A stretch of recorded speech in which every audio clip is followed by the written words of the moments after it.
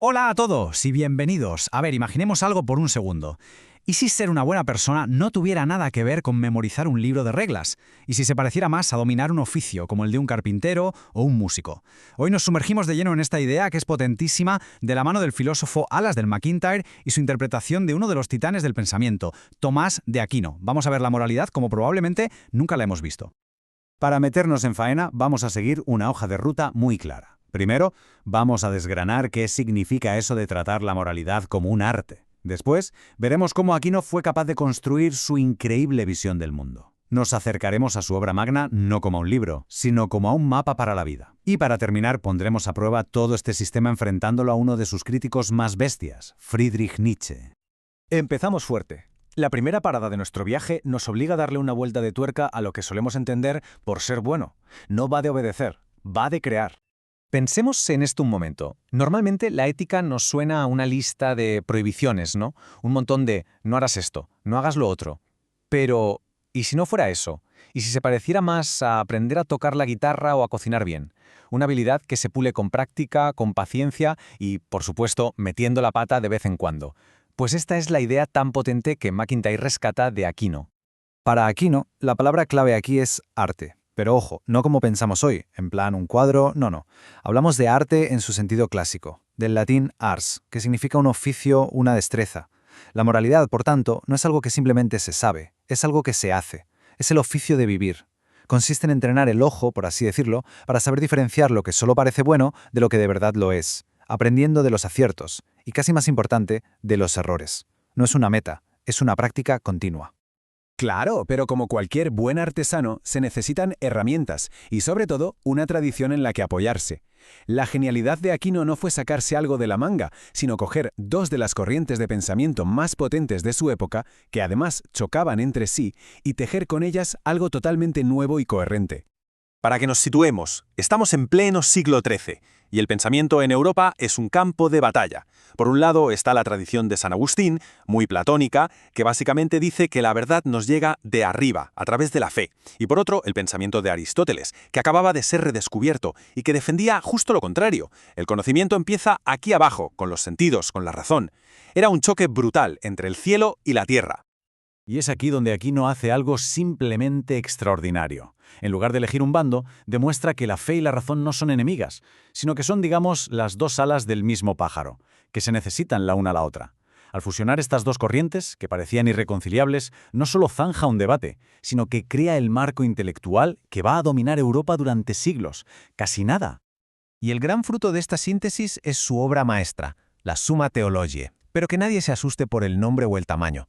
MacIntyre nos invita a no verla como un tocho infumable, sino como lo que es en realidad, una guía de viaje para la aventura más importante que existe, la del autodescubrimiento. Esta cita del propio Aquino es la clave de todo. Fijaos bien. Lo que nos está diciendo es que él no quiere que nos aprendamos sus respuestas de memoria. Lo que quiere es que recreemos su mismo proceso de búsqueda en nuestra cabeza. Su objetivo no es darnos el pescado, es enseñarnos a pescar. Es una guía para que nos hagamos las preguntas correctas y aprendamos a educarnos a nosotros mismos en el arte de vivir. Claro, esto nos lleva de cabeza a una paradoja clásica, el típico problema del huevo y la gallina, pero en versión moral. A ver, si para entender lo que es la virtud ya necesito ser un poco virtuoso, ¿por dónde demonios empiezo? ¿Cómo puede alguien que es cobarde aprender a ser valiente si, para empezar, no se atreve a dar ni un paso? Pues la respuesta de Aquino es brillante por lo sencilla y práctica que es. Empiezas justo donde estás, ahora mismo. Nadie parte de cero, se empieza con el poquito de virtud que ya se tenga, por pequeño que sea. Y esa base de practicar, de actuar como si ya fuéramos virtuosos, cómo poco a poco empezamos a entender de verdad lo que es serlo.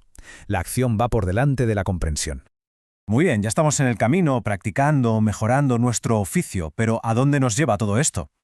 Una vez que vamos dominando el arte de vivir bien, ¿dónde encontramos la felicidad plena, la definitiva? Y es aquí donde el análisis de Aquino nos pone cara a cara con los límites de nuestro propio mundo. Aquino, siguiendo a Aristóteles, hace un inventario muy honesto de todo lo que solemos buscar en la vida. El dinero, la fama, el poder, el placer, la salud, incluso el simple hecho de ser una buena persona. Y no lo desprecia, ¿qué va? Reconoce que son bienes. Pero entonces lanza la pregunta del millón. ¿Basta con esto para llenar por completo el anhelo del corazón humano? Y su conclusión es un no rotundo.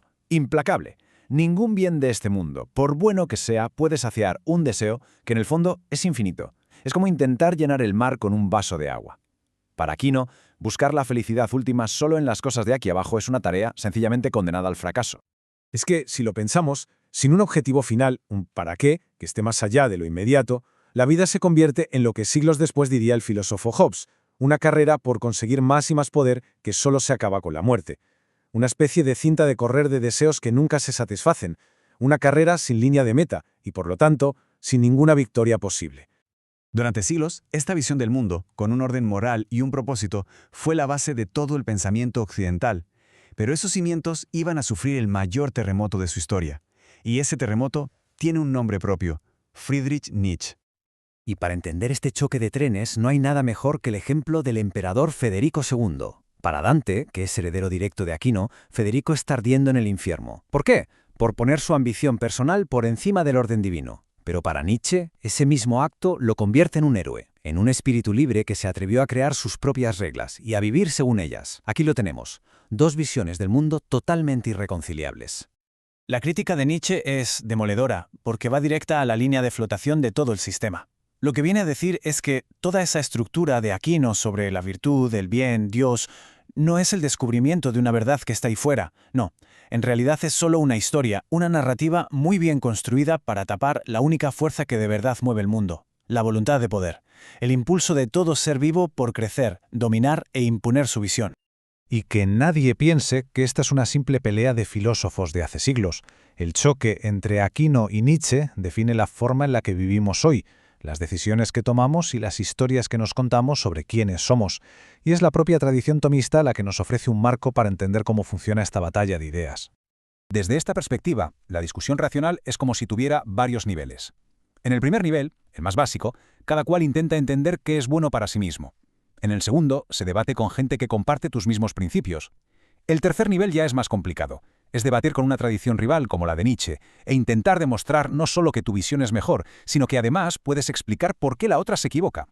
Y el nivel final, el más profundo, es analizar por qué el oponente es incapaz de ver sus propios fallos, lo que se llama su ceguera ideológica. Y con esto, la pregunta final vuelve como un boomerang hacia cada uno de nosotros. Este debate de 800 años entre buscar un orden o afirmar la propia voluntad nos obliga a mirarnos al espejo. La historia que cada cual se cuenta sobre quién es y por qué hace lo que hace, ¿es una búsqueda honesta de la verdad y del bien?